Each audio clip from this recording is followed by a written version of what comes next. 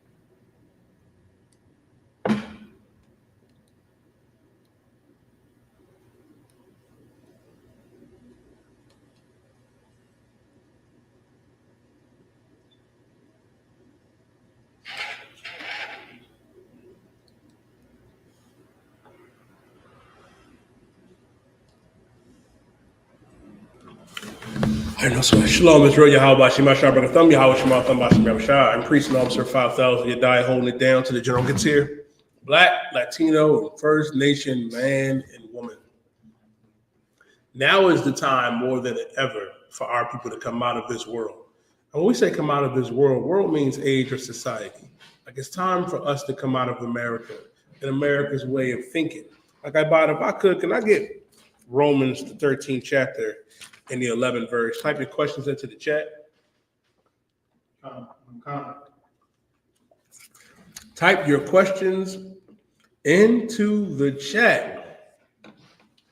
Yeah, I mean, so when the general get here, yeah, I mean, we get to go over your questions. And by the way, I do go over your questions in the order that I see it.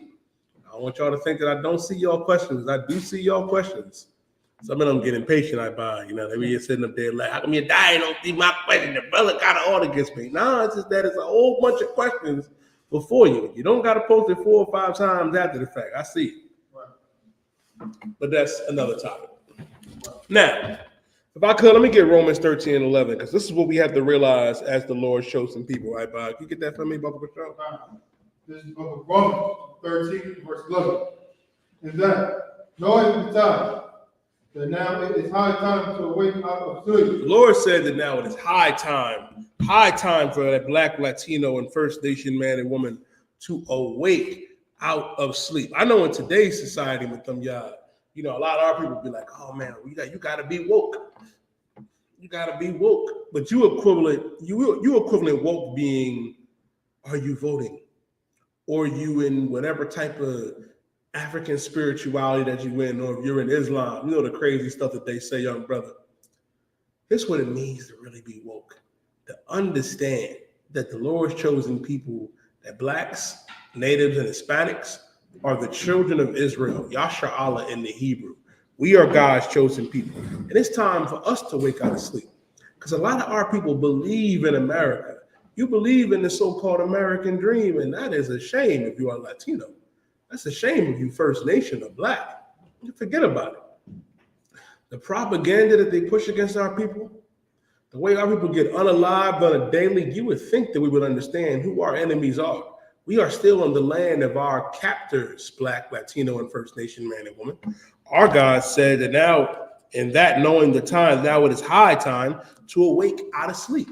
Now is the time to wake up and realize, man, that we got to come back into this truth. That we got to come out of that Christian church. We got to come out of that Muslim mosque. Keep going. That now is time to wake out of sleep, for now is our salvation nearer than when we believed. And now is our salvation nearer than what we believed. Why is it saying our salvation? Because it's our salvation. It ain't for everybody. This is a misconception that a lot of our people have with them. They believe that God's salvation is for everybody, and that's not true. What does the oppressor have to be saved from? Right. What does Bill, Bob, Fred, Goldberg, Donald Trump, Vince McMahon, Did you see that documentary? They want to talk about Diddy. Don't get me wrong, Diddy is a diabolical brother. It's a rough spot. 1,000 bottles of baby oil, you can forget about it. But Lord, you watch that Vince McMahon documentary, you'll understand that him and Donald Trump both are the devil that the Bible speaks of. Right. And that's all of those oppressors, man. And that's what we have to realize. We can't live the lifestyle that they live. And guess what? They don't need to be saved from anything. You know who does need salvation? That Latino man and woman. That First Nation man and woman. That black man and woman. Esau is not getting salvation. Salvation is only for the children of Israel. That's also in the Bible. Give me Matthew 1:21. What's your name, young brother?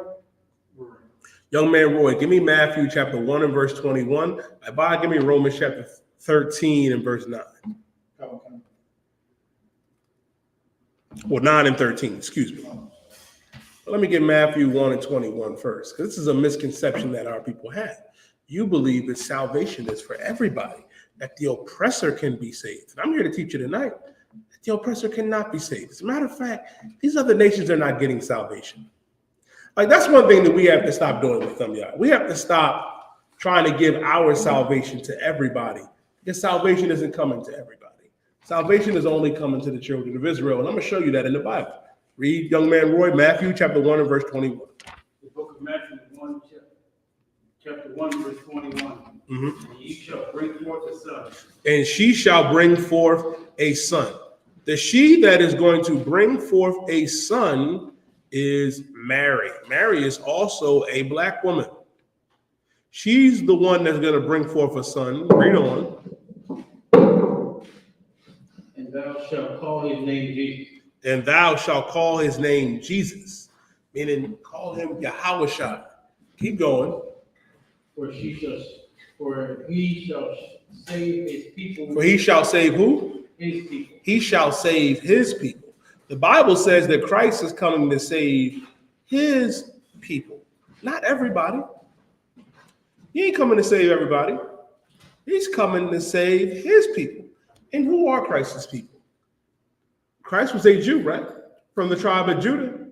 So-called Negro, guess what? We're the tribe of Judah.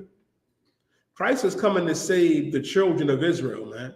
Yahshua, blacks, Latinos, and Native American Indians from their sins. He ain't coming to save everybody. No. Like, it's a fool's errand, to try to give salvation to every nation. Because what we have to understand, they have nothing to be saved from. They don't. They don't. If I could, give me the book of Romans, chapter 9 and verse 13. Because here's the thing, right? And it's mainly for the oppressor that you're going to encounter. Like, a lot of our people don't really care about salvation for anybody else except for the oppressor. You know, when we go out in the street and we teach, you know, we go out there and speak against everybody. But you speak against that oppressor, oh boy. Oh boy. Now it's something like Bahaya. I'm going to show you that God hates the oppressor. That God hates him. And it is foolish to try to give salvation to someone that God hates. Read what you got. Okay. This is the book of Romans, 9 verse 13. As it is written. As it is written. Now, as you read it, right? In Romans chapter 9 and verse 13. As it is written, where was it written? It was written in the book of Malachi. Read. Jacob have I loved. God said, Jacob have I loved. God loves, believe it or not, God loves that Haitian man and woman that you love to discriminate and abuse. God loves that West Indian man and woman. God loves that Mexican man and woman, La Raza, that Puerto Rican man and woman, that Cuban man and woman, that black man and woman, that Latino man and woman from Argentina to Panama. You know what I mean? In Colombia, Uruguay, El Salvador. God loves Jacob. God loves us, black man and woman, Latino man and woman. Read. But Esau have I hated. But who? But Esau have I hated. But Esau have I hated. Ooh, we. Ooh, we. Here's the thing, man. Understand something. Understand something. What's heavy about that? God said he hates the oppressor. That's what the Most High said. He hates the oppressor. You sitting up here trying to love the oppressor because the oppressor descends from a man named Esau. We descend from Jacob. I'm gonna go into I'm gonna go into that tonight too. To go into the characteristics of the oppressor and how evil and diabolical he's always been. And there is no saving this oppressor. And joining yourself to this oppressor is a fool's errand. God said, for Jacob have I loved, but Esau have I hated. Now, I would ask Christians among our people that ask, because they always say, well, hate isn't in the Bible. Well, I'm showing it to you right here in the New Testament, Bahaya. Right. Romans chapter 9 and verse 13, ooh-wee. It says, for Jacob have I loved, but Esau have I hated. Now, is God wrong for hating Esau? Let's actually find out. Read. Keep reading, Bob. Verse 14. What shall we say then? Is there unrighteousness with God? Is there unrighteousness with God? Is God unrighteous because he loves Jacob and hates Esau? That's what you got to ask them, Mahayaman. You got to ask our people, like, is God unrighteous for this? Is God wrong for loving us and hating the oppressor? Keep reading. God forbid. God forbid. Let me explain something to you. The Most High can do whatever the hell he wants to do. Right. Whatever he wants to do. And he decided to love us, black man and woman, Latino man and woman. Understand that. And hate the oppressor. And here's the thing. The Most High understood, you know what I mean, our natures from the beginning because he made us.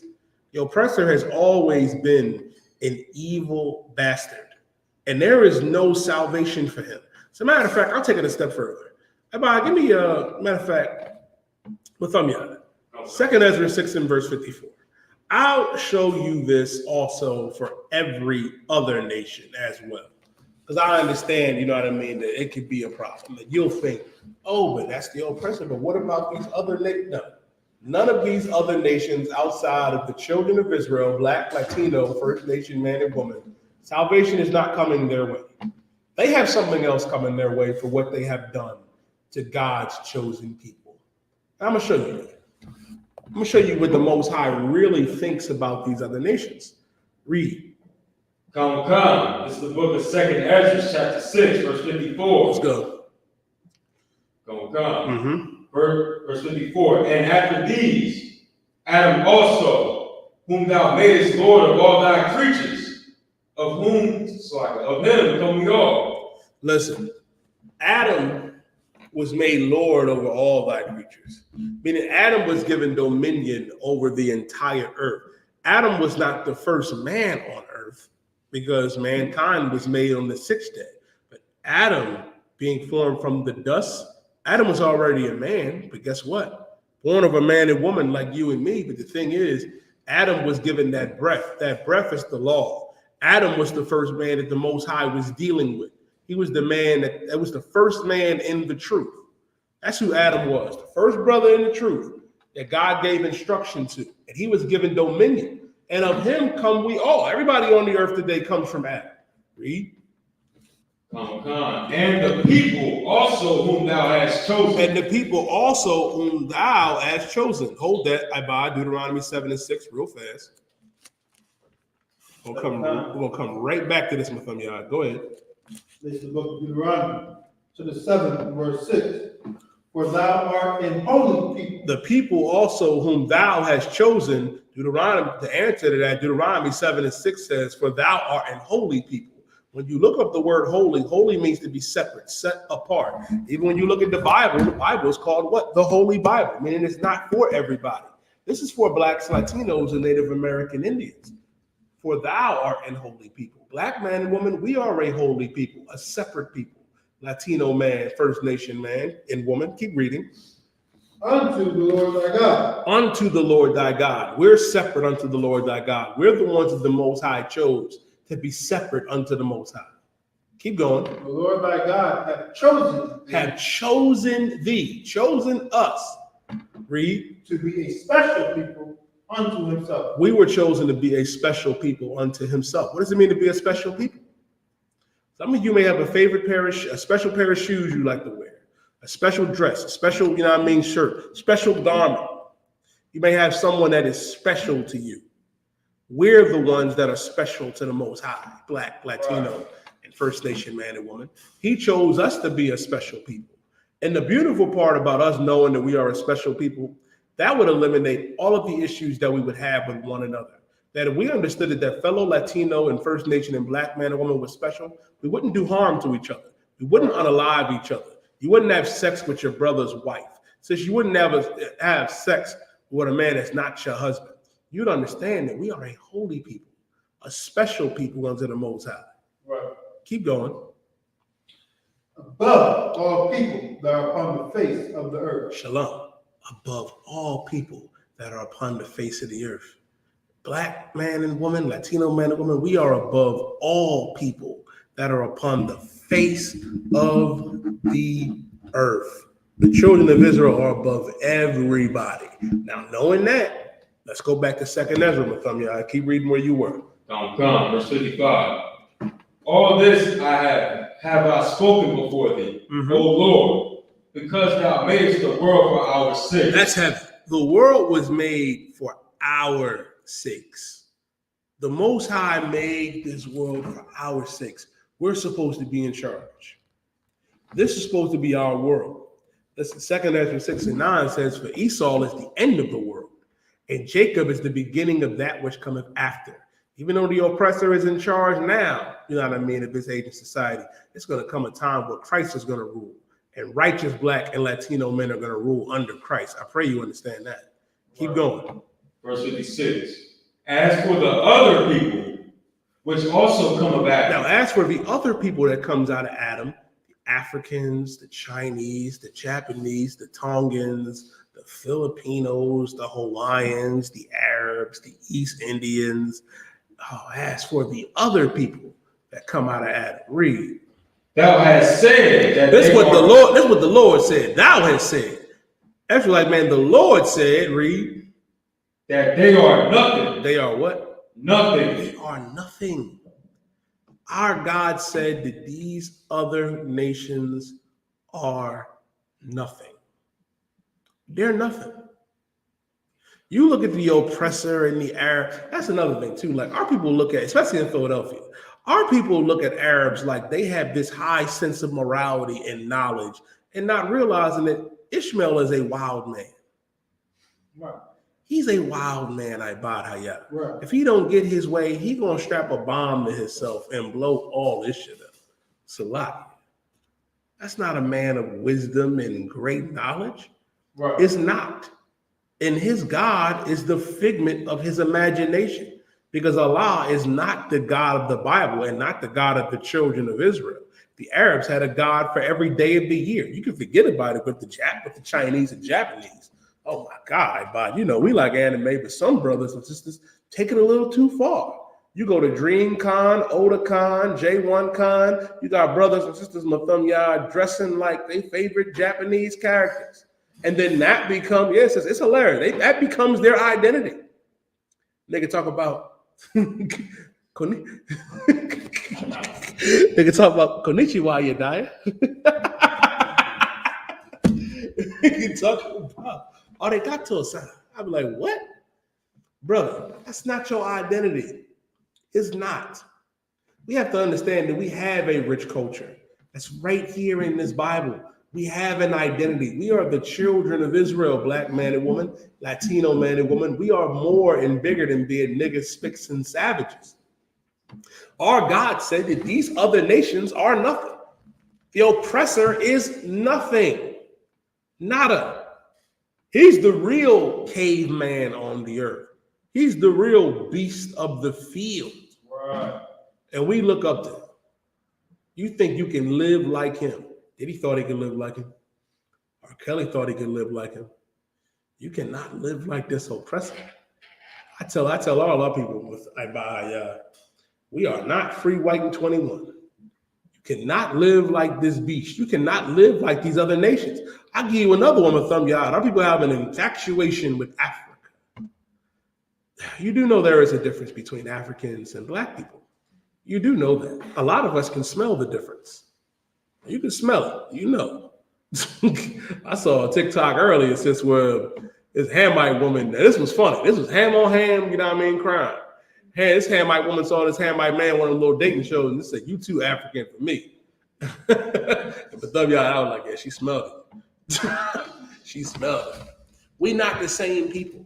Black man and woman in America, Haitian man and woman, West Indian man and woman, we are the children of Israel. If you were so-called Negro, you are of the tribe of Judah. If you're West Indian, you're the tribe of Benjamin. If you're a Haitian, you're God's chosen people from the tribe of Levi. And no, they don't eat no damn dogs and cats. The people that God that said is like nothing, they're the ones that eat cats and dogs. White people in Indiana and Ohio, out there in the Midwest, talking about Haitians eating cats and dogs, knowing damn well who out there eating all the cats and dogs. They know Moab, Lee Chung, Chun Li, Ryu out there eating all the cats and dogs. And the oppressor out there in the Midwest with thumb, they talking about this is the greatest travesty. You know what state Jeffrey Dahmer was doing his dirt in? Exactly. Out there in Ohio when they want to talk about Haitians. The oppressor be eating people.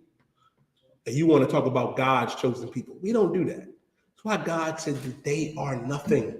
These other nations are nothing according to the Most High. Keep reading. Come. But be like unto spittle. Wait a minute. Lord also said that they like spit. Oh, our God didn't just say they didn't. He said they nothing. He said, but they be like unto spittle. The oppressor, the Japanese, Africans, the Arabs, the Tongans, all these heathen nations, Filipinos, they are nothing. And they are like spittle. They're like spit on the ground. Read. And has likened the abundance of them unto a drop that falleth from a vessel. They're like a glob of water and spit that falls from the vessel. The Lord don't care about that because we're in the bucket. We're the ones that the Lord cares about. Read on, Mahayaman. And give me young man Roy, give me Jeremiah 17 and verse 4. Verse 57. And now, O Lord, behold these heathen, which have ever been reputed as nothing. That's heavy. Ezra said these heathen have a reputation of being nothing. These heathen have a reputation of being nothing because Ezra understood that these other nations were nothing and they were like spit. Keep going. Have begun to be lords over us. How did they become to be lords over us? How? I hold you to 5 and 20. Go ahead, young man Roy. What you got? The book of Jeremiah, chapter 17, verse 24. No, 17 and 4. Salaki.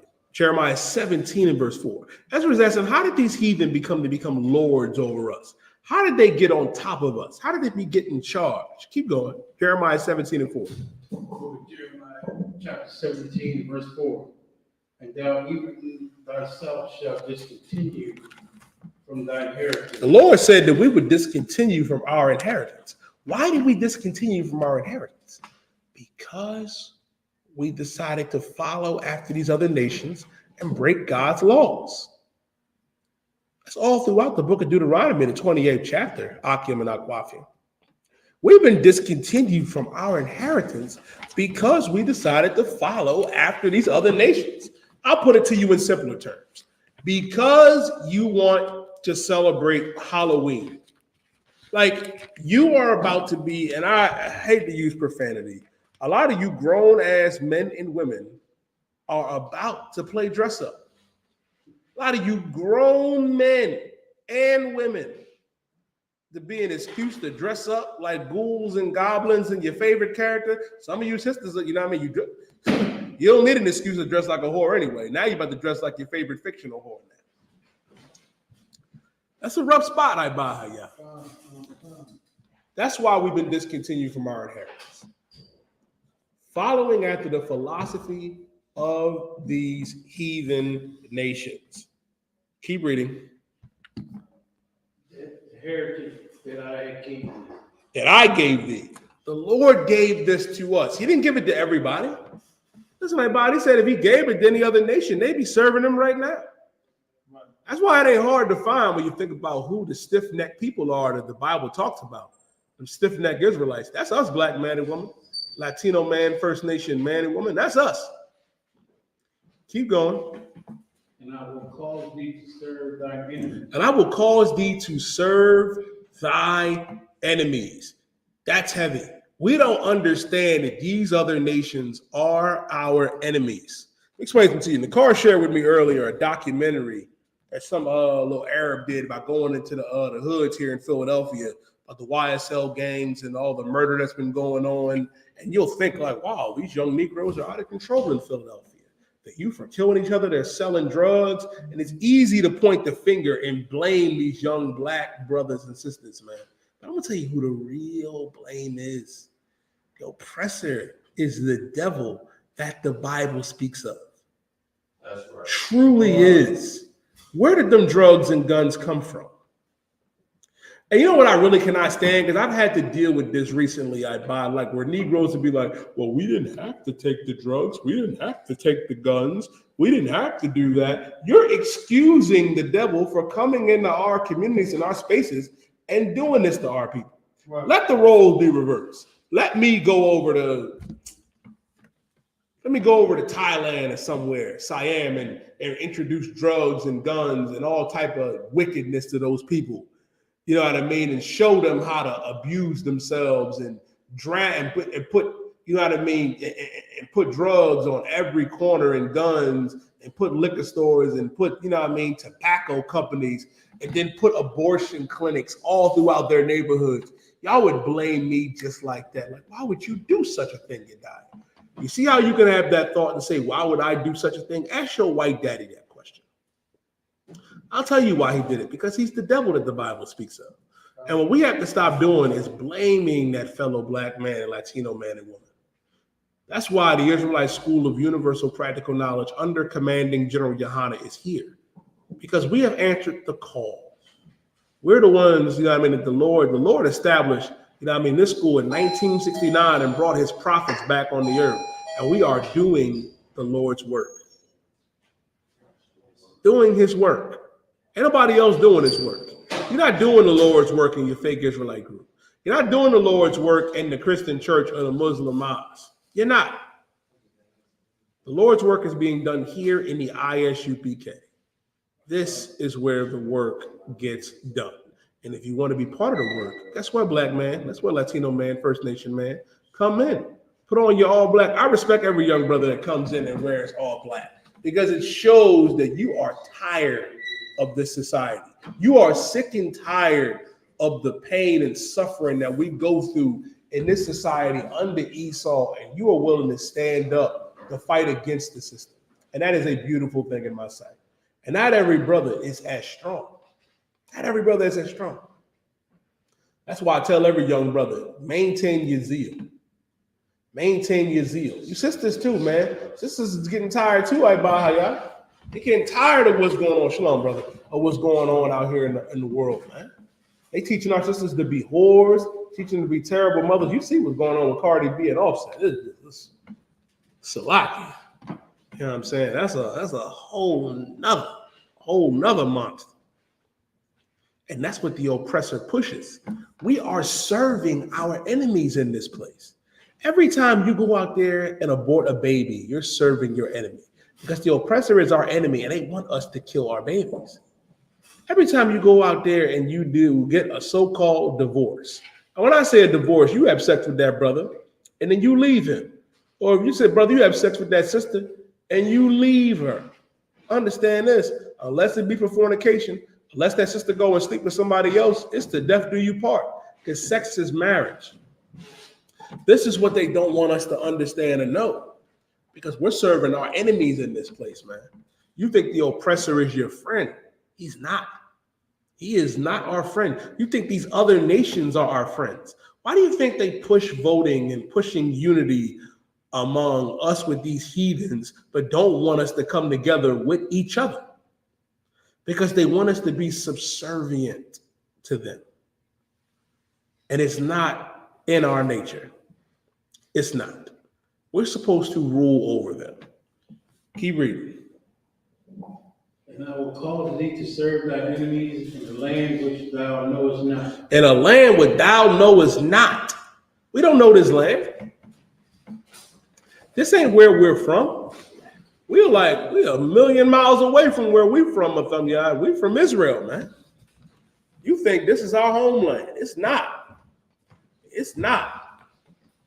Imagine this is the best way I can describe it. Imagine you in your house chilling, right? You just chilling, watching the game, you go to sleep, and then you wake up in jail. Yeah, you wake up in chains, part of the chain gang, shackled. That's what happened to us. That's why it's important for us to come back to who we are and understand that the game that the oppressor is playing with us, they want us, you know what I mean, to kill our babies. They don't want the Black or Latino and First Nation family coming back together.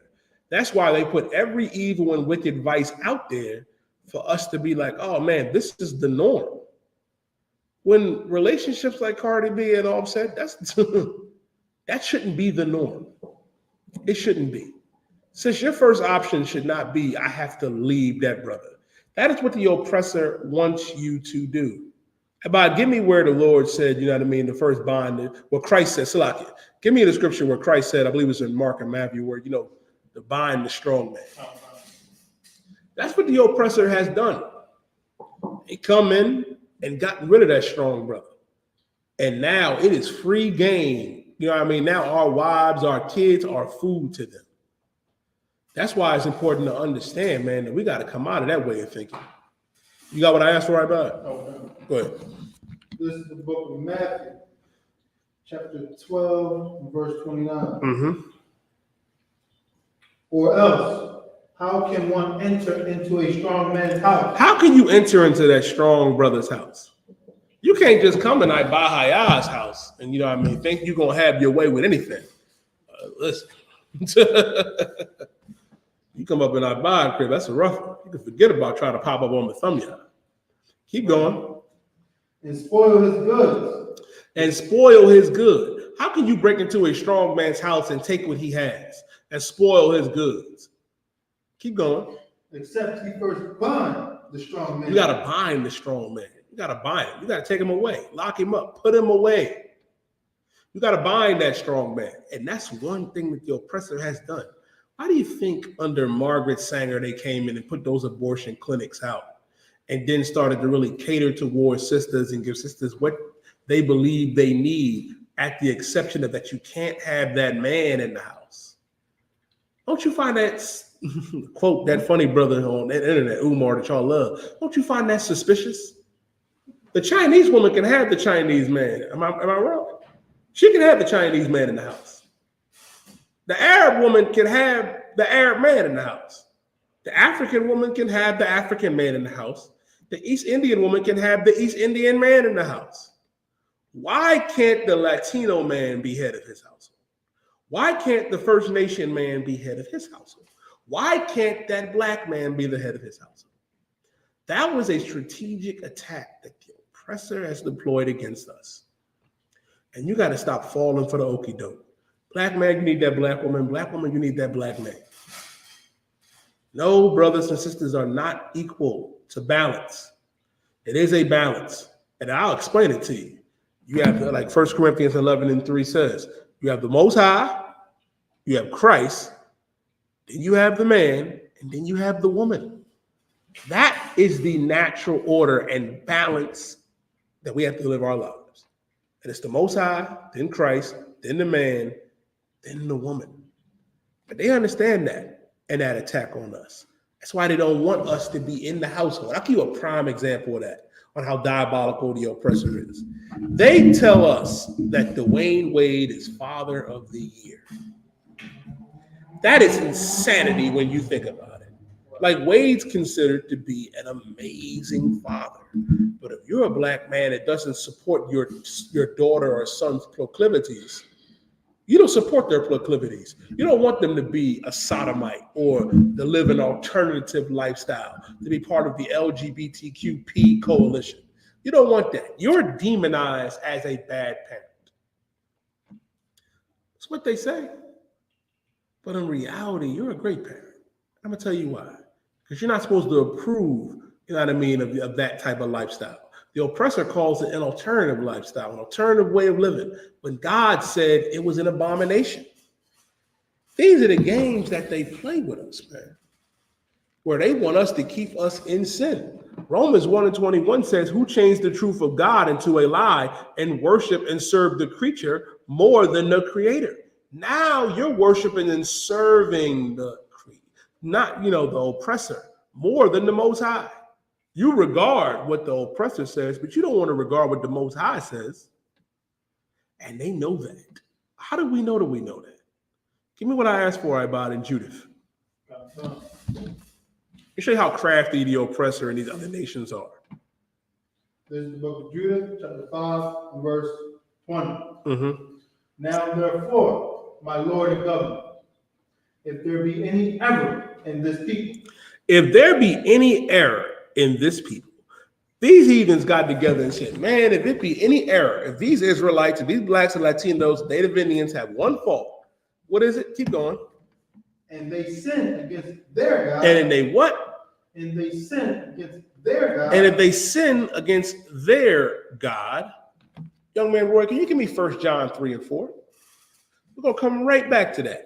What is sin? Because, I hear Christians talk about it all the time. My dear mother, she in front of the TV right now, sits doing this shit here. Just like this. Watching Benny Hinn take his white coat off and beat the hell out of everybody in the front row. Talking, and then looking at me like I'm a sinner. What is sin? According to God. Read 1 John 3 and 4. Book of 1 John chapter 3 and verse 4. I'm going to show you what sin is. Let the young man get it. All right. He got it. He good. He good, Mahayaman. The book of 1 John chapter 3 and verse 4. Go ahead. Whosoever committed sin transgresses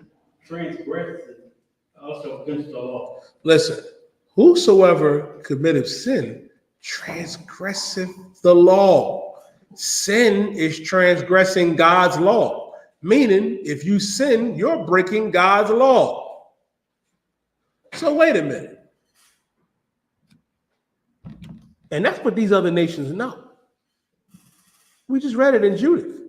They said if these people have one fault, if they sin against their God, if they break God's laws, what's breaking God's laws?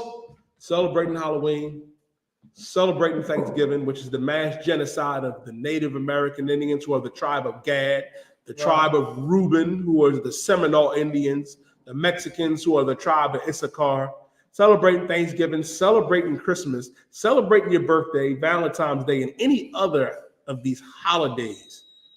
You're sinning. Eating pork, shrimp, crab, and lobster, you're sinning. Being a sodomite is a sin. Right. They know this, and they push it. That's why they said, read it again, Ibad. And they sin against their God. If these people have one fault, if we have one problem, if we sin against our God, read. Let us consider that this shall be their ruin. Ooh-wee. They said, let us consider that this will be their ruin. They know that if we sin against our God, that it would be disastrous for us. They know that. Why do you think, listen, and you see it every day. You see it every day. We all got Netflix, Hulu, HBO Max. You know what I mean? You ever be watching a really good show and you be into it, and then they bring up some random homosexual shit that ain't got nothing to do with the plot? You'll be like, why am I looking at this? What does this contribute to the story? I'll tell you what's even more diabolical. Watch what the babies are watching. Watch what the kids watch. Oh, I was babysitting my nieces and nephews the other day, man. I had to take the tablets because they sitting there watching something that is diabolical. They catering the gay stuff to the kids now. You got to really watch it. Go ahead, brother. I was like, when you were talking about the transgression, stuff like that, going in the New Testament, it says walk in the Spirit, it says you're on the fruits of the Spirit, you know what I'm saying? It's like kind of like transgressing these fruits of the spirit, being who he is as original man, stuff like that. And they're watching us all the time to see if we're going to do something other than that. And then it's like they're placing judgment on us based on what it says for us not to do. If you're claiming something, you know what I'm saying? Because of Jesus, you know what I'm saying, so-called, according to the New Testament, you know what I'm saying,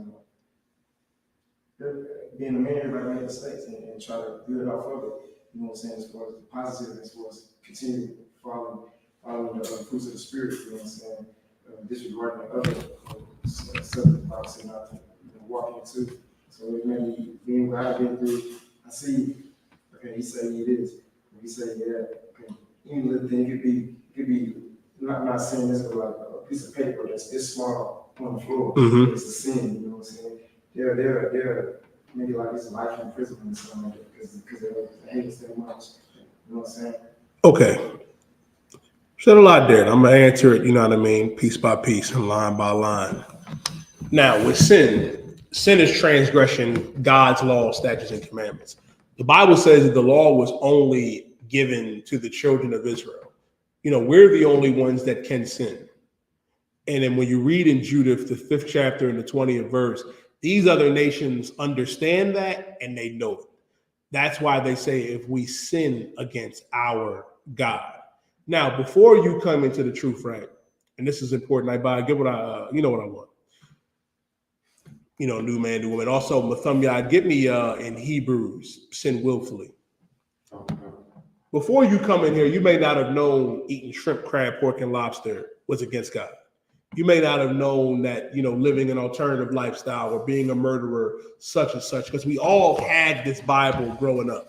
The Bible has been sitting on the dresser. The Bible has been sitting on the table, but nobody in that church, in that mosque, really understands the Bible. They don't. The point is, when you come up in here and you learn that the law is not done away with, I'm gonna get that too, that these laws endure forever.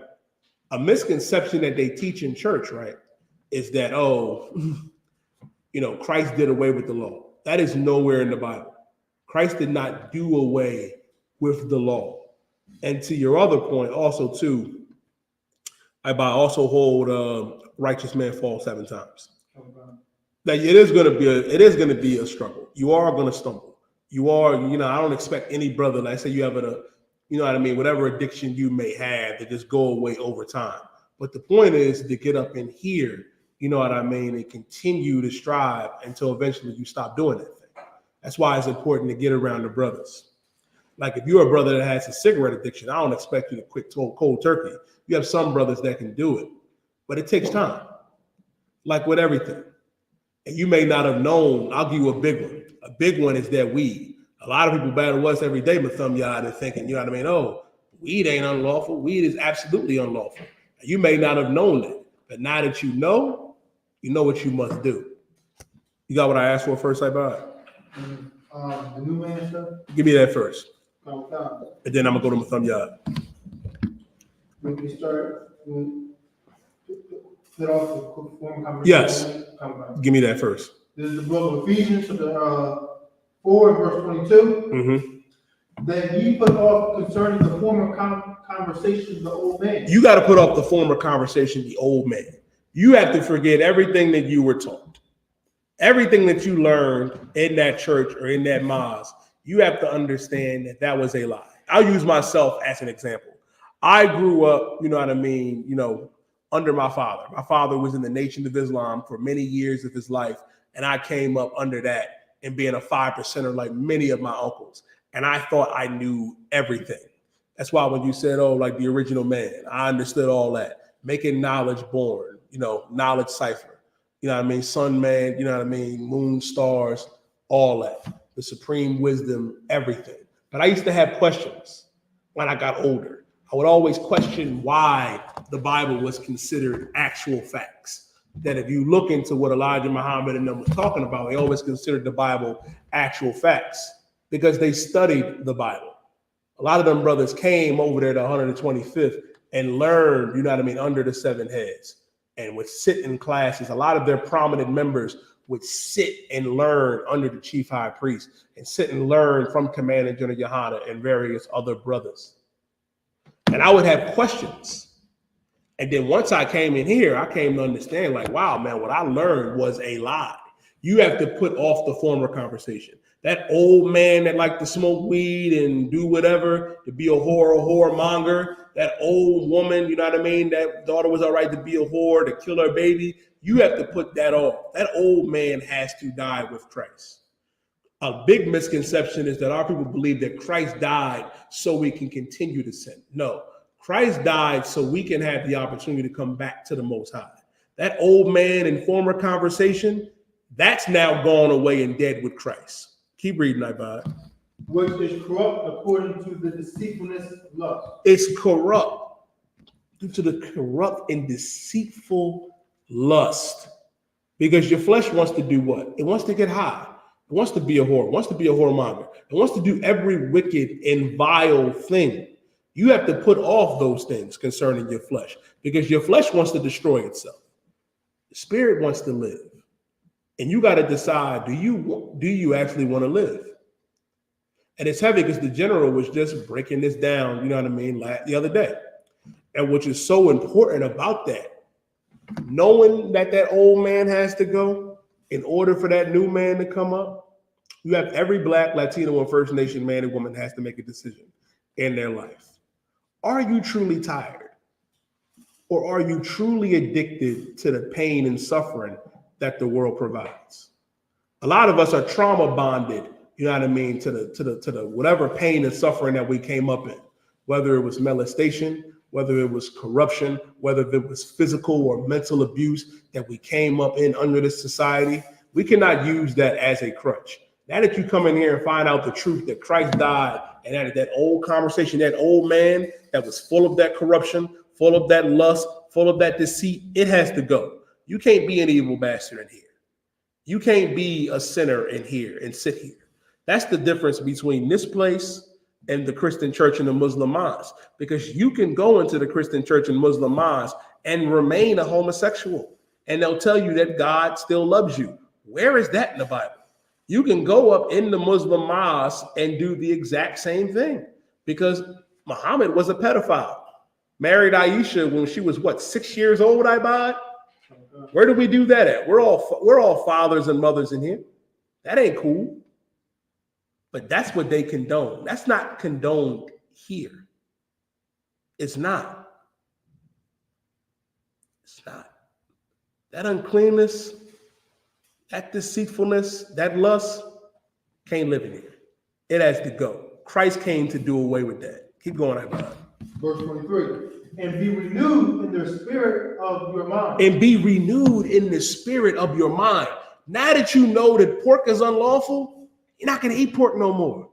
Now that you know that cigarettes and weed is unlawful, I'm not going to smoke it no more. I'm not going to use it as a crutch. Well, you know, and this is a main thing that they say, Mahayaman. They say, God knows my heart. God knows my heart. I have grace. I'll show you that too. That's Romans 6:1. So Romans, the whole 6th chapter. They use that as a crutch to say, oh, we can't do this.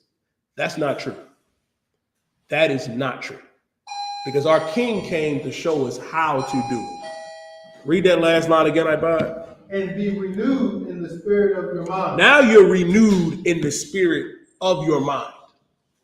Now you understand that what you were doing before was wrong. And it's unlawful. I'm not going to sell drugs no more. I'm not going to unalive my brother no more. I'm not going to be angry with my brother or sister without a cause. If I have an ought with my brother or sister, I'm going to pull them to the side. Because now you understand what Christ really died for. In the renewedness of your mind. Any more, Ibad? Verse 24.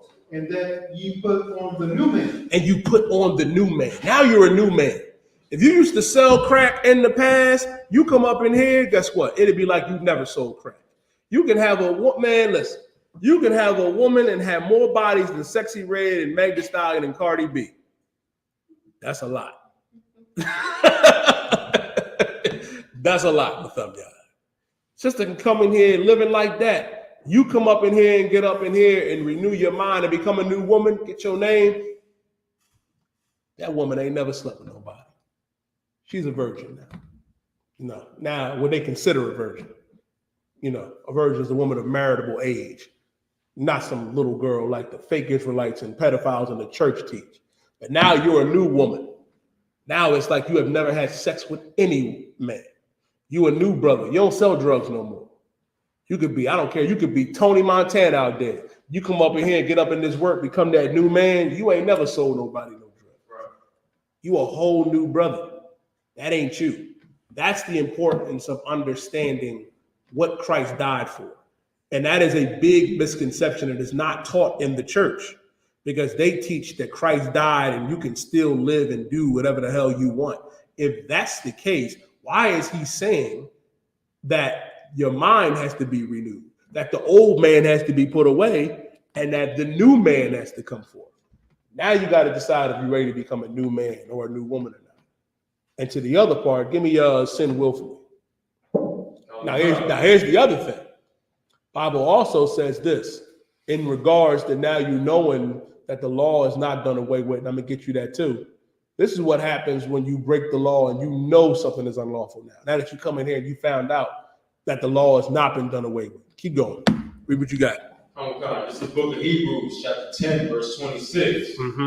For if we sin willfully, after that we have received the knowledge of the truth. Listen, if we sin willfully after we receive the knowledge of the truth, Hadar, you're right. They do use Paul's letters to justify their thinking. But who wrote the book of Hebrews? It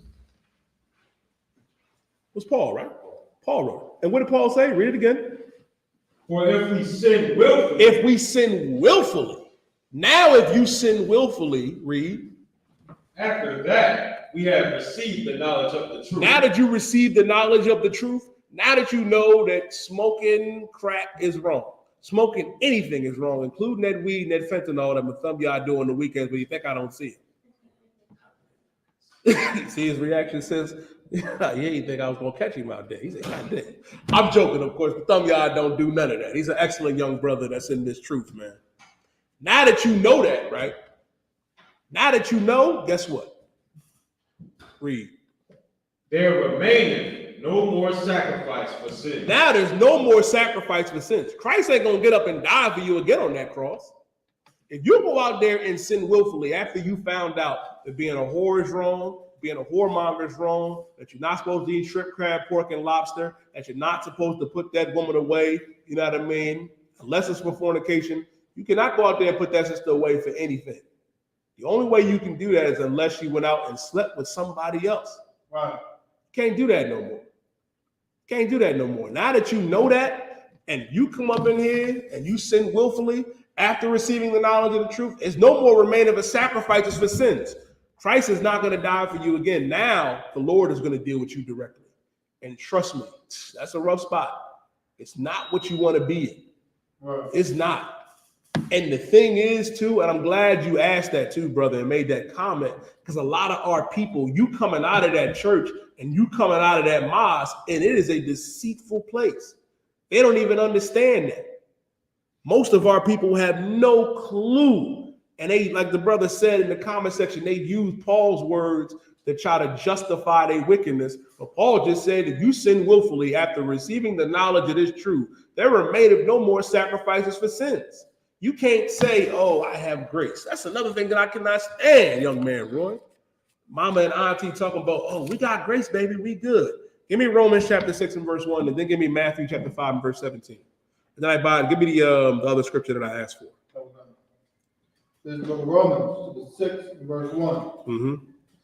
What shall we say then? Shall we continue in sin that grace may avail? Shall we continue in sin? This is also Paul. Paul is asking, shall we continue in sin? Meaning, should we continue to sin that we in? Should we continue to sin that we in and let grace abound? Let me ask, what is grace? Because people don't understand grace neither, Mahayaman. Grace is a period for you to get yourself together. If you are behind on your electric bill like myself, guess what? You'll call them up and say, yo, Pico, I need a grace period. They'll give you a period where you can pay that bill. They're giving you more time. What we have right now is more time to get it together.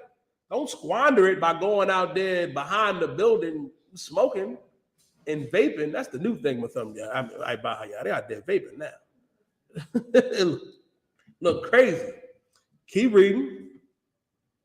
Oh, verse 2. God forbid. God forbid. God forbid. And these ain't the only ones that Christians will use. They'll use they'll use many. They'll try to use. Listen, that's one thing that they do in the church. They will try to twist what Paul says. Romans 3:1 says, "Do we make void the law through faith?" Now I brought up grace. Now they're asking. Now Paul was asking, "Do we void the law through faith?" Now is the law none and void because you have faith? God forbid. Yea, we establish the law. The law ain't go nowhere. The law has not been done away with. Christ said it himself. You got what I asked for in Matthew?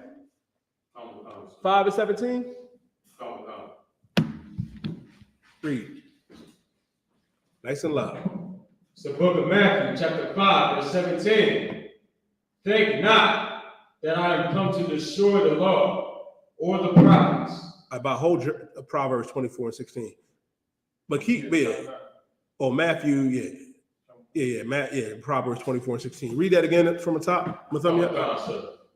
Matthew chapter 5, verse 17. Think not that I am come to destroy the law. Christ said, think not that I've come to destroy the law. The law has not been done away with. Those words are written in red because Christ is speaking. He said, think not that I've come to destroy the law. Christ said, don't even put it in your mind that I'm coming to do away with the law, statutes, and commandments. Read. Or the prophets. Or the prophets. Meaning the prophets ain't going away neither. Keep going. I am not come to destroy, but to fulfill. I've not come to destroy, but to fulfill. Christ didn't come to destroy the law. He came to fulfill it, to show us how it's done. Keep reading. Verse 18. For verily I say unto you, till heaven and earth pass, one jot or one tittle. One jot or one tittle. Christ said until heaven and earth pass, heaven and earth is still here. Sky's still here. We still walking on the earth. One jot and one tittle is the dotting of an I and the crossing of a T. Read. Shall in no wise pass from the law till all be fulfilled. Shall in no wise pass from the law till all be fulfilled. Meaning the law ain't going nowhere. The law is still intact. And I got one for your Christian pastor too and your Muslim imam. Keep reading. Come. Verse 19. Whosoever therefore shall break one of these least commandments. Listen, Christ said anyone that is going to break one of these least commandments. What's a commandment you think is small? Eating pork. You think eating pork is small. Oh, I can eat that pork chop. It says, I saw a brother today open up a pack of chitlins and drink the juice. I almost threw up drinking shit juice. Salaki for the language, y'all. But that shit is gross. Salaki for the language. I apologize. But it was nasty.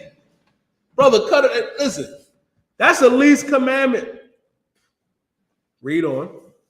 God. And shall teach men so. And they teach men so. What they say, Matham Yah? They say it's not what goes into the mouth that defiles a man, about what comes out. Ask the pastor what that precept, what were Christ and them talking about? Were they talking about pork and drinking chitlin juice? No. Talking about hand washing. You try to twist the word to make it fit your agenda. Well, Christ didn't eat pork. Disciples wasn't out there eating pork. Wasn't out there eating shrimp, crab, pork, and lobster. You want to do it. Christ clearly said, think not that I've come to destroy the law or the prophets. And he said, if any one of you break these least commandments and teach men so. There are pastors out here that tell sisters to get an abortion. They'll tell you, think about your career. Think about their schooling now. They'll tell you that. And tell sisters to go get an abortion. They'll tell you, you're going to the pastor for marriage counsel. What you need is separation. You need to see other people. You need to go your way. Sis, you need to go your way. Lie. Unless that sister the one that slept with somebody else. No, you got to work that out. Right. Because sex is marriage. Right. But your pastor is an immoral sexual deviant who was at the Diddy party. Y'all do know T.D. Jakes, the power bottom, was at Diddy's party, right? He was there. He was there. And you know that mayor, that New York Mayor Adams, he was there too. You know, it's a lock, yeah, but seemed like everybody that's not in the UPK was in them parties. But I can tell you how white was shy for that. Right. Keep reading, y'all. He shall be called the least in the kingdom of heaven. If you teaching our people to break these least commandments, to break the laws, statutes, and commandments, you're going to be called the least in the kingdom of heaven. Now, when the kingdom of heaven does come on this earth, by the way, T.D. Jakes, Creflo Dollar, Joel Osteen, all of your pastors and imams, they're going to Louis Farrakhan, they're going to be called the least in the kingdom of heaven. Read on. But whosoever shall do and teach them. But whosoever shall do and teach them, if whoever shall do and teach them, keep reading. The same shall be called great in the kingdom of heaven. Listen, man, Commander General YAHANNA is going to be called great in the kingdom of heaven. General Mahayaman is going to be called great in the kingdom of heaven. Right. General Mayak, General Haas, General Sharmar, General Kathum, General Kabbalah, Captain Ty Ward, Captain Mashak, Captain Zariat is going to be called great in the kingdom of heaven. The I.S.U.P.K under Commander General YAHANNA, we're going to be called great in the kingdom of heaven. Right. Because we teach our people to keep the law, statutes, and commandments. Last one I buy to the last point the brother made. Now, understand this, and I do understand. Things are going to happen. You're going to mess up. It's going to be a journey. It's going to be it's going to be a struggle. But the point is to remain strong here too. To understand that you got it. I want to speak to every brother and sister out here that go through things, man. You know what I mean? That go through, whatever your demon is, depression, anxiety, all that. Guess what? You got to lean on this brotherhood and sisterhood. It's good that you watching class online, but to really get them demons up off of you, you got to come and be around the occupant. You got to come and be around the brothers and the sisters. It's an experience like no other. I really can't describe it. You got to come and see it for yourself. Like I had to sit up here and see it. I was in here every day. You remember me and I came up at the same time. I was in class every day. Like, yeah, these niggas gonna switch up on me one day. They're gonna switch up on me just like how everybody else did. And ain't nobody switch up on me. Because this ain't the place for that. The best way to fight your battles and fight your demons, man, is to come up in here. One thing that General Mahayaman used to always say to me is that you're not gonna beat that demon by yourself. You couldn't do nothing by yourself. Literally nothing. You could not accomplish what was the last thing you really tried to accomplish by yourself? And look what happened. You fell right on your face. You're not going to fall on your face in here because we're not going to let you fall. Right. Your brother is going to be here. Your sister is going to be here to pick you up. In other words, you may not be a match for your demon at home, but your demon ain't going to be a match for me and you and I and Matham and these brothers and sisters. Understand that, but you have to make that decision to fight. It's a battle because that demon is going to talk in your voice. You're going to be thinking it's you talking the entire time. It's that demon. And he does not want you to come here. He is going to make every excuse in the earth not for you to walk through these doors. But when you walk through these doors and get up in this brotherhood and this sisterhood, man, guess what? Fight ain't over then. Satan is going to work 5 to 10 times harder to get you back in his hand. That's why it's important to get in here and get the proper counsel, to get the counseling that you need, to ask the questions. And I encourage all of our people to do that. And listen, it's going to happen. Scripture says this. Read Proverbs chapter 24 and verse 16, I buy. God. This is the book of Proverbs 24 and verse 16. For a just man falleth 7 times. A just man will fall 7 times. The just man, the righteous man, he'll fall down 7 times. It'll happen. You'll fall. You'll slip up. But guess what? Get up. Read your own iBot. And rising up again. And get back up. A just man will fall 7 times and rise it up again. You'll get back up. You'll get up. That's what a just man will do. You can't fall down, you know what I mean, and then wallow in your pity and go back into the world. Some of you do that. Some of you, I hate to say it like this, some of y'all get so angry and depressed when you mess up and you you jump off the deep end. You jump off the porch. You jump off the porch because you messed up, and now it's everybody else's fault. You were never a just man or a just woman. A just man will fall 7 times and get back up, dust himself back up and get back in the game, get back in the fight. Read on. But the wicked shall fall into mischief. But the wicked shall fall into mischief. Ooh-wee. The wicked will fall into mischief. If you're a wicked brother or sister, we're going to know. We're going to see you. We see you right now on Facebook making subliminals, angry at the world, you know what I'm saying? Doing stuff in the dark that you don't think we see, but we see it. But the wicked, when you fall into mischief. You fall back into the world that you came out of. You fall back into it. You fall back into it. You was doing drugs and selling drugs and being a wicked, unjust brother or sister. You'll go back to doing that. You were never just. But a just brother or sister, you'll fall and get back up. It'll happen, but you got to make sure to get back up. You got to make sure that you fight. Big ups to I.S.U.P.K, to this Hebrew Academy generation, man. It's 2025, brothers. You know what I mean? You know what I mean? What you're doing right now is righteous according to our God. Putting on that all black, man. Sacrificing your Sundays for our King to learn, you know what I mean, the proper instruction to be a priest and officer in this school. I commend you, brothers, and stand strong. Stand strong. As a matter of fact, last one I buy. Give me in Timothy. Give me in Timothy. Then I get back to the topic. Give me 2 Timothy 2 and 3. Okay. This is the book of 2 Timothy, chapter 2, and verse 3. Go ahead. Thou therefore endure hardness. Therefore endure hardness. You have to endure hardness, black man, Latino man, First Nation man. Listen, even when you come in here, I would love to tell you, man, when you come in here, man, life's going to be so much better. Life is always going to life. There is no getting around that. You are going to have good days, great days, and you're going to have rough days and bad days. But always remember, you got this brotherhood and sisterhood to lean on. You're going to have to, therefore, endure hardness. You're going to have to gird up your loins. You're going to have to really show what you made of. And even with that, understand this when you endure that hardness. The hardness that we deal with now is nothing compared to what our King went through. Right. Nothing compared to what our King went through. I be having to remind myself, oh, you die. Our King went through this. This ain't nothing, no matter what it is. So what? I'm about to break some hearts, like, bye. So what did that slut on Instagram that you met 2 weeks ago that you claimed you love left you? Endure that. Since I understand, you know what I mean, you met that brother in the club. He said he was going to take care of you. You know, he a baller. He said he was going to do that. Now he out there sleeping with men. You called him at the Diddy party. I understand.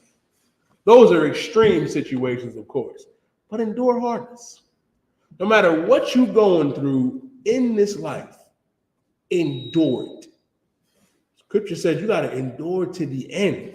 Therefore, endure hardness. Keep reading. As a good soldier of Jesus Christ. As a good soldier of Jesus Christ, of YAHANNA, man. You got to endure that hardness, man. As a good soldier of our King. Keep reading.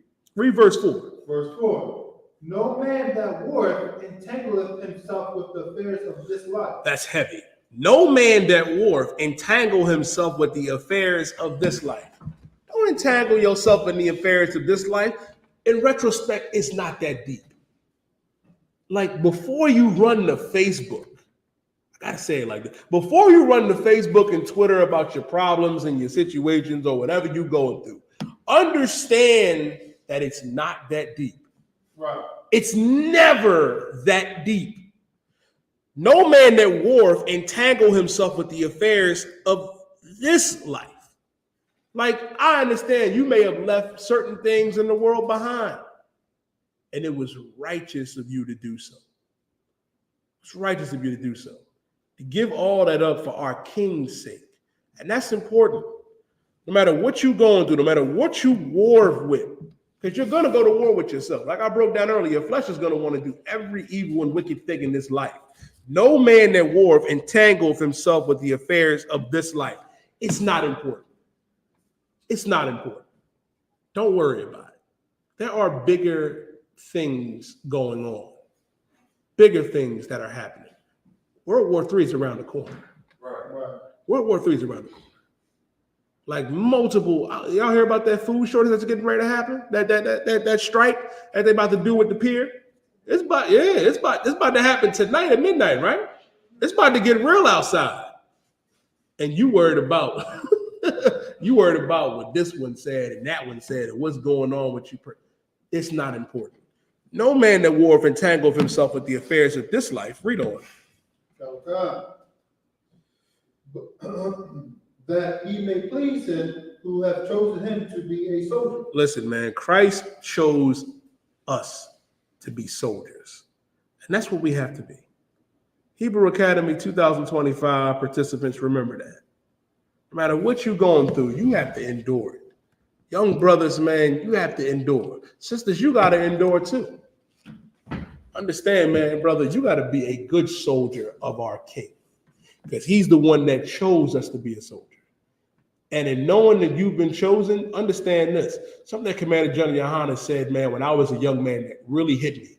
He said, imagine when you come up in here as a young man and you putting on that all black, right? You're filling out an application to rule in Christ's kingdom. And the scariest thing is you might get the job. You might actually get that job, man. If you're going to do it, if you're going to fill out that app, guess what? Don't quit. Be a good soldier. You were called out, you know what I mean, to be a good soldier. Don't worry about what's going on in this life. It's not that important. I hope that answered, you know what I mean, what you was bringing out, brother. Now, let's get back to it, I bought. Get me, bobbity.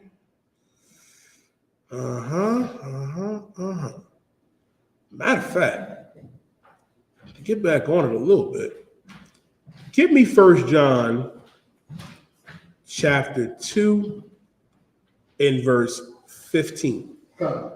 All right. This is the book of 1 John chapter 2 and verse 15. Mm-hmm. Love not the world. Love not the world. Our God told us not to love this world, man.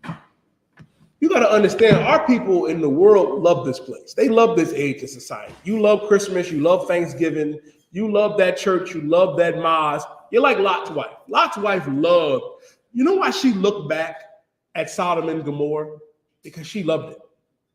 She loved how she was living over there. And then look what happened. Became a pillar of salt for it. Love not the world is what our God is saying. You ain't supposed to love this place. Keep going. Neither the things that are in the world. Neither the things that are in the world. What is in this world? What is in this age of society? You see what's in it. That's a rough spot. And you got to look at that and say, damn, this ain't for me. This ain't for us. A lot of our people sell out. Look at Puffy. wanting to be part of Esau's society, wanting to be part of Esau's world. Now look at you. Thought he was Hugh Hefner. You thought he was free, white, and 21. What's the difference between Puff and Hugh Hefner? What's the difference? Hugh Hefner did the same thing. Listen, he didn't Puffy have a connection from his mansion to the Playboy mansion? Intertwined with your oppressor. You see where they get you? See where it gets you? You see how they lock P. Diddy up? I brought up Vince McMahon earlier. Let me tell you something. Watch that documentary. I had to, but some of y'all to tell you, I had to go get a bottle. I could not believe it. But I could believe it because he's the devil that the Bible speaks of. Right. Is he locked up in jail? All the women that he sexually abused? All the rape and abuse that he did to people? Don't happen to the oppressor. You know why it happens to us, black man, Latino man, First Nation man and woman? Because we're held to a higher standard. We're held to the highest standard. Right. We're not supposed to go against our God and against his law, statutes, and commandments. The oppressor can do that because that comes natural to him. The oppressor is a natural deviant. He is. And he wants us to be intertwined with him. That's why when I brought up in Jude, if I abide 5 and 20, they want us to be in perpetual sin. Right. So that we can go against our God. And in going against our God, guess what? Now we're in the condition that we're in. Not realizing the real issue is this. To me, Lamentations chapter 4 and verse 17, I buy. We look at them for salvation. You're looking at Joe Biden. You're looking at Kamala Harris. You're looking at Donald Trump. You're looking at our enemy. You're looking at the oppressor like they could do something for our people. And they cannot. They can't. And I'm going to show you that in the Bible because they're pushing it more than everywhere. Everybody, listen, I'm going to thumb y'all. Every week when I walk down the street, out here by the school, yeah, man, they be like, are you registered to vote? Oh man, they be ready to argue with me, sis. About you don't support a black woman in Kamala Harris. Kamala Harris ain't a black woman. She's not. How the hell does a white man plus an East Indian woman equal a nigga? It just doesn't, that don't even mathematically make sense. And that goes into all skin folk ain't kinfolk. Just because you got melanin for for those people out there. Well, I be brothers at the slavery telling me some of y'all all the time. They be like, your diet, she got melanin. It's the melanin. Like Officer Mirage said, man, we don't know who the fuck is in Dunkin' Donuts. We don't know if it's Ishmael or Elam, but I know Ishmael is a heathen, and I know Elam is a heathen. Well, guess what? Kamala's a descendant of Esau, who's a heathen on her father's side. And her mom is also a heathen, Elam, East Indian. So guess what? Go figure. And then this the other side, they kill them too. They be like, oh, you're pro-Trump. You're one of them. Trump is the devil that the Bible speaks of too. They try to make it seem like, and I say this all the time at camp, there is no difference between Donald Trump and Vladimir Putin and Joe Biden and Kamala. There is no difference whatsoever. I'm going to show it to you. The problem is they push that on our people. You want us to believe on Trump. He goes out there and says, well, you know, I tell you what the real issue is. The real issue here in America is that the Mexicans, they're taking all your jobs. Like they're taking all the black jobs. Like, what the fuck is a black job? I'll tell you what he's talking about. He's telling you that you're going back into slavery. Because that's what that really is, to put you out there in the field, doing the jobs. And listen, the jobs that our Hispanic brothers and sisters, La Raza, who we should have great pity for, that are forced to do their job for nickels on the dollar. And now you want to believe in the propaganda of Donald Trump that you're better, that, oh, they're taking all of your jobs. Nonsense. Nonsense. That's all it is. And it goes to show you how much of the devil that the Bible speaks of that he is, because you took this land from La Raza. You took this land from the Native American Indian, Seminole Indian, and Mexican man and woman.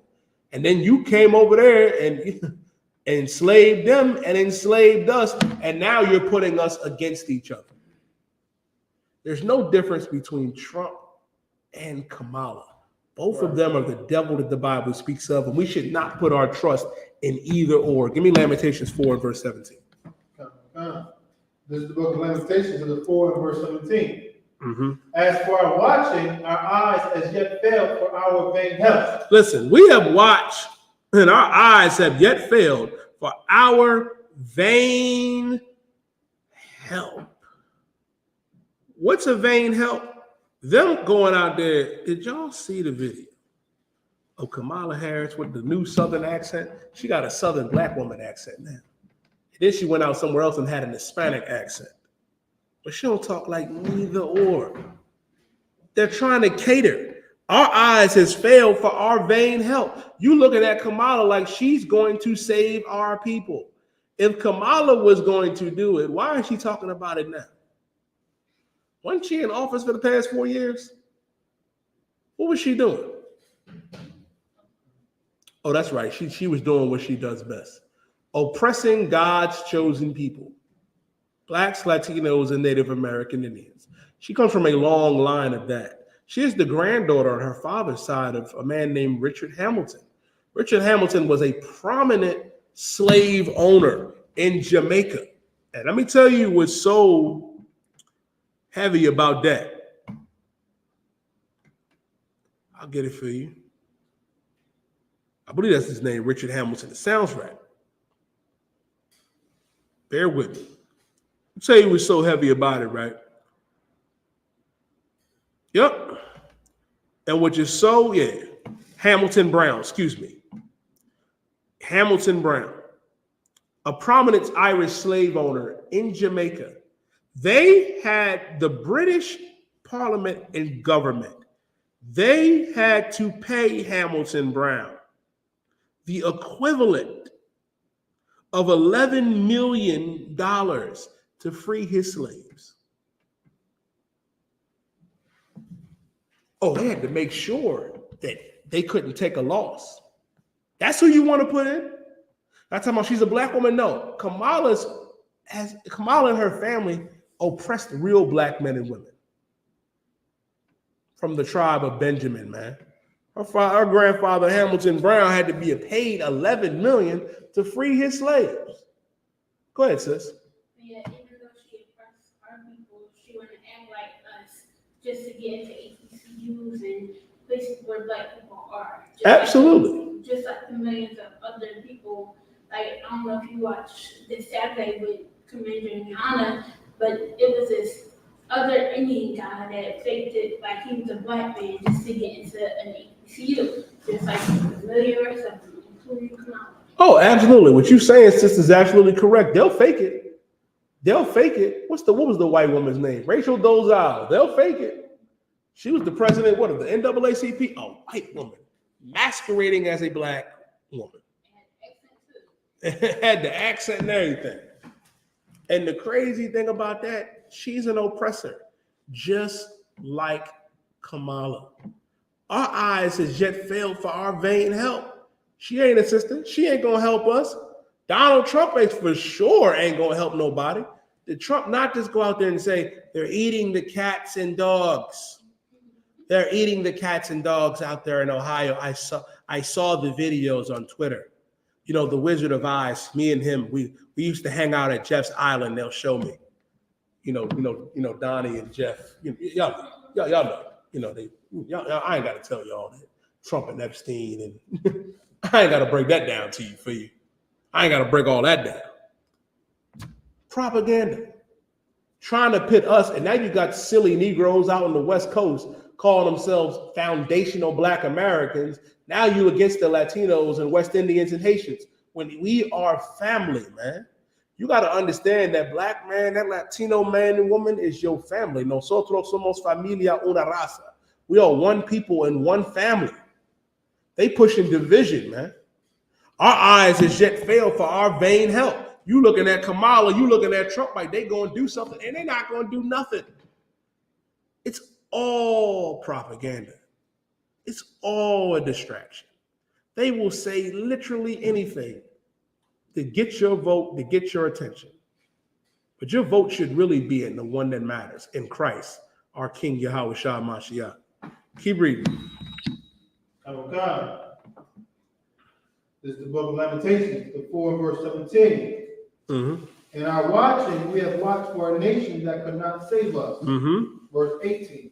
They hunt our steps. They what? They hunt our steps. They hunt our steps. They've been hunting our steps for a very, very long time. Do I got to bring them up? Philando Castillo, Mike Brown, Eric Gardner, Breonna Taylor, Vanessa Gillian, Botham Shem Jones, Sandra Bland, and Breonna Taylor were all in their own house, and the oppressor came and unalived them. And you think things are going to change under Trump or Kamala? It's not. The same propaganda was brought up with that African Obama, because Obama wasn't our people neither. We have been watching for these other nations that cannot save us, Black man, Latino man, First Nation man and woman. They could not save us. They couldn't do nothing for us. The only one that can save us is our King Yahweh Shah Mashiach, that the world ignorantly knows is Jesus Christ. They hunt our steps, that we cannot go in our streets. We can't even go outside. You can't really be inside neither. Oppressor come in and unalive you in the crib. and you think things will change under this beast, it's not. Real change comes by changing yourself. And the way you change yourself is to come up in the I.S.U.P.K and the Commander General YAHANNA. Like I was breaking down earlier, that old man has to be put off, and that new man has to be born. This is that place where that new man and new woman can be reborn. If I could, give me the book of Amos, right? The 9th chapter. Because let me explain something to you. The oppressor is going to pay for everything that they have done. I don't want you to think that the oppressor is going to, as a matter of fact, before you go there, young man Roy, can you give me Ezekiel? I want you to give me Ezekiel, the 35th chapter. And I want you to start at verse 2. Start at 1. Hey, shalom, sir. That's right there. Ezekiel 30. Salak, sir, did you want to take the last one? Give me Ezekiel 33 and 1. Yeah, start at verse 1. I'm going to clip it about 10 minutes. Sir. The book of Ezekiel, chapter 33 and verse 1. Are we doing something? I think so. Okay, I'll clip it at 10 minutes. Sir. Yeah. Go ahead, brother. Against the word of the Lord came unto me, saying, Okay, come Son of man, speak to the children of the people. Listen, it says, moreover, the word of the Lord came unto me, saying, Son of man. Read verse 2. Son of man, speak to the children of the people, of thy people. And Slide. say unto them, You read out of a King James Bible, brother? KJV? You in Ezekiel 35 and 2?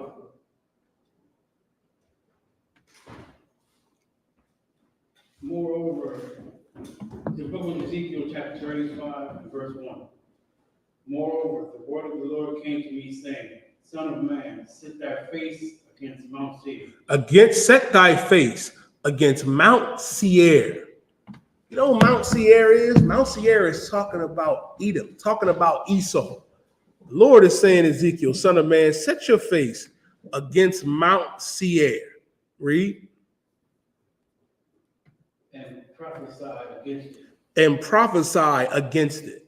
Meaning telling Ezekiel to prophesy against Esau, to prophesy against Edom, prophesy against Mount Seir. Because that's where the oppressor is from.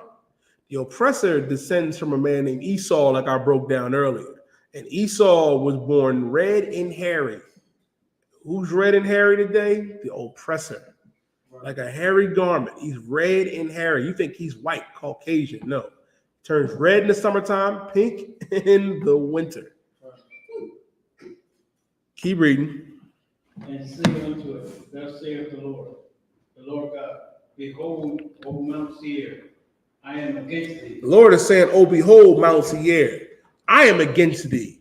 The Most High is against the oppressor. The Most High is against Donald Trump. The Most High is against Kamala Harris. He is against them. Keep going. And I will stretch out my hand against thee, and I will make thee the most desolate. The Lord said, I will stretch out my hand against thee, and I will make thee most desolate. Listen, when the Lord stretches his hand out against somebody, you better believe it's going to be a rough spot. Ask Egypt. Egypt today is a desolate dust bowl because our God stretched out his hand and destroyed them. The Lord is going to do the same thing to America. The Lord is going to do the same thing to the oppressor. Drop down to verse 5. The book of Ezekiel, chapter 35, verse 5. Because thou hadst perpetual hatred. Because thou hast had a perpetual hatred. Meaning this, they have had a perpetual hatred against our people. A perpetual hatred meaning a continual hatred, meaning it never stops. I need you to understand something, Black, Latino, and First Nation man and woman. The white man and woman wake up every day trying to figure out how they can unalive us. They have a hatred towards us that is never going to cease. And yes, the ones that smile in your face at your job. At that elevator plantation, I don't give a damn if Bill and Susie smiles every day or buy your breakfast. They hate you too. Wow. They thinking about how they can get rid of you every day. And believe it or not, they're the ones you really got to watch out for. I watch them a little bit harder. What you smiling at me for? I understand. What you smiling at me for? Like, don't do that. I'd rather you come out there and call me the N-word. Call me a nigga. Go ahead, brother.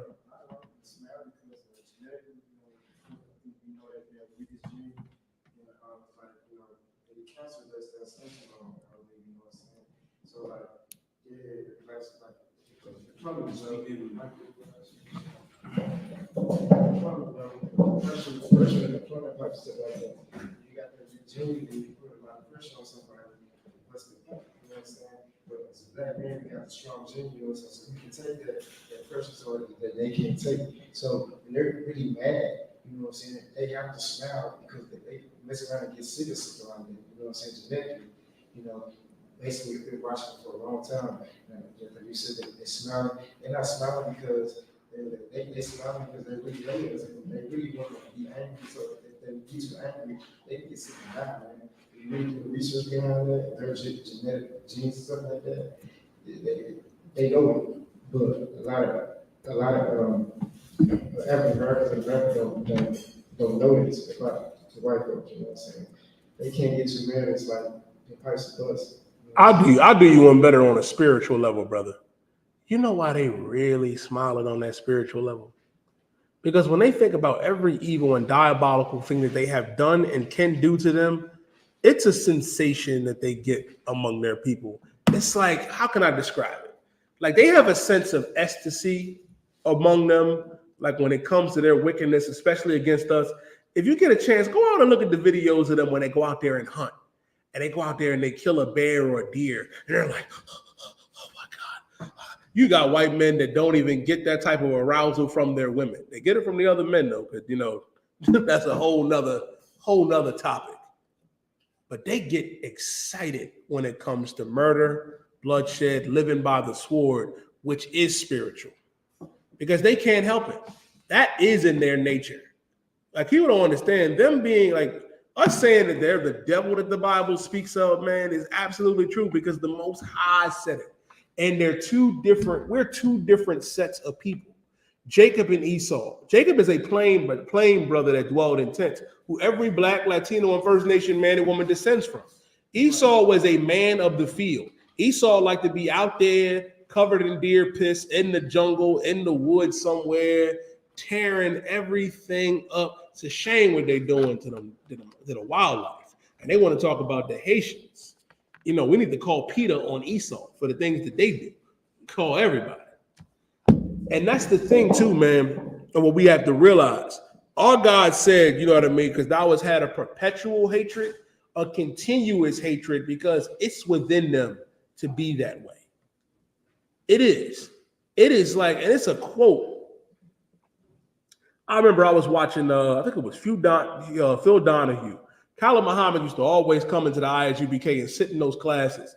And he checked them devils and said something that was heavy. That's a little bit of Hitler in every white person. That's true. Because they all descend from Esau. All of them descend from Esau. That's in their nature to be bloodlusted. And listen, and history shows that. Look what they did to the Native American Indians, the tribe of Gad, the Seminole Indians, the tribe of Reuben, the Mexicans, the tribe of Issachar. They're going to get together on the last Thursday of November and celebrate the rape and murder of God's chosen people. You know what they call it? Them manifesting their destiny. And silly Negroes are going to celebrate it. Silly Blacks and Latinos are going to celebrate it. Hold your point for 1 second. That's the point on why we have to get out of this society, on why it's important to separate and to understand why our God is going to deal with them accordingly. What were you going to say? Yeah, this is their weakness. This is what the white youth don't know. Even a lot of the older ones up to my age, like 38, so like even a little bit older. But then we dealt against the Christian church over in Europe coming over here, and the other ones that was locked up and got sent over here. You know what I'm saying? They're over here, and they're the seed. These kids, they're the seeds of these rebels that come from over in Europe. You know what I'm saying? They don't understand why even they're smiling all the time, they really hate us and don't realize why they hate us. Unless you tell them, then they do their research, and then they go, okay, I'm gonna hate them with all passions I can. They don't know this, they weakness, they don't know this thing. They might know a little bit about being rebels from a Christian church overseas back in the day, You know what I'm saying? Like people came over here, they don't have the mentality to think, well, from over here, my ancestors came from over there. I'm the seed of those people, the criminal mentality. You know what I'm saying? And they're trying to be what they're trying to be the people they can't. They can't. You know what I'm saying? Let me add to your point, right? You brought up a good point. I'm gonna add to that, and I'm gonna give you an incident, right?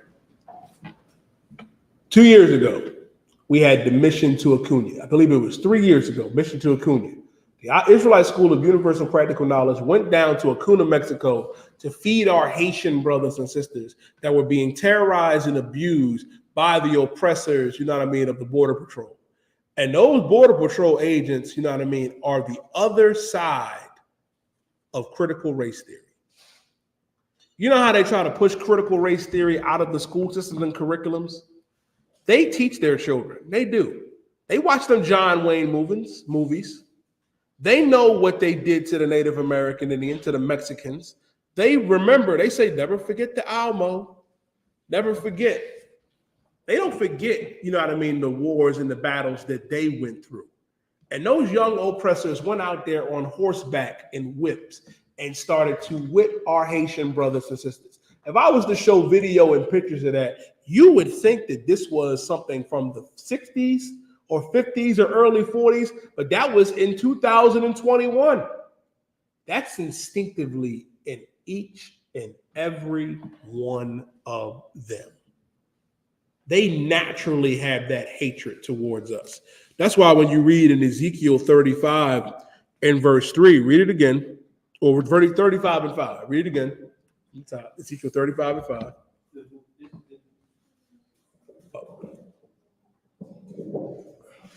The book of Ezekiel chapter 35 and verse 5. Because thou hast had a perpetual hatred and hast shed blood of the children of Israel. Thou hast shed the blood of the children of Israel because thou hast had a perpetual hatred. They shed our blood because they have that perpetual hatred against us. It is instinctively in them. It says, because thou hast had a perpetual hatred and hast shed the blood of the children of Israel, read. By the force of the sword. By unaliving us with the sword. By unaliving us with the gun now. The modern day sword is the gun now. Keep reading. In the time of their calamity. In the time of our calamity. When the time where we were the most vulnerable. Where the time where our, you know what I mean, suffering had been coming to an end. Read. In the time that their iniquity had an end. In the time of our calamity, the time when we were very vulnerable, most vulnerable, and the time where our sin, because iniquity is sin, had an end, they had no mercy. Verse 6 says, therefore, as I live, saith the Lord God, I will prepare thee unto blood, and blood shall pursue thee. And since thou hast not hated blood, blood shall pursue thee. Meaning blood is going to pursue the oppressor for what they have done to our people. They have to pay. They do. And guess what? They got to go into captivity for it with Yah. If I could get one more scripture. Get me.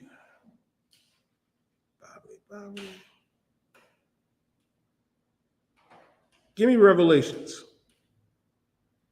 Chapter 13 and verse 9. Give me Revelations 13 and 9 and 10. This is the book of Revelation, chapter 13, verse 9. If any man have an ear, let him hear. If any man have an ear, let him hear. Read. Oh God, he that leadeth into captivity. He that leadeth into captivity. The oppressor led us into captivity. He led blacks, Latinos, and Native American Indians into slavery. He that leadeth into captivity, read. Shall go into captivity. They shall go into slavery. He that leadeth into captivity shall go into captivity. The oppressor led the Haitians into slavery, the West Indians and the Dominicans into slavery, the Negro into slavery, the Puerto Ricans, Cubans, you know what I mean, and Mexicans and Guatemalans and Central Americans and Colombians into captivity, the Peruvians and Chileans. He's going to have to go into slavery. Read on. Oh God. He that killeth with the sword must be killed with the sword. He that killeth with the sword must be killed with the sword. They unalived us with the sword. Guess what? It's going to come a time where they're going to get unalived with the sword. And guess what? That's going to be righteous. The Lord is going to put the oppressor in the chains and unalive those, you know what I mean, that come up against, you know what I mean, Christ's kingdom. I pray you understand that. The oppressor going to have to die for what he did. Right. And the ones that make it, they're going to have to go into captivity. Thus saith the Lord, and the patience of the saints. That being said, man, I'm preaching upwards of 5,000. You died the water for holding, you know what I mean, for hanging in there with me. General Mahayaman will be back next Monday, or tune into General Mahayaman this Thursday. It's a lot. General Mahayaman should be back this Thursday. I believe he might be teaching out of headquarters. With that being said, man, I'm going to pass the class off to priest and officer Mahayaman.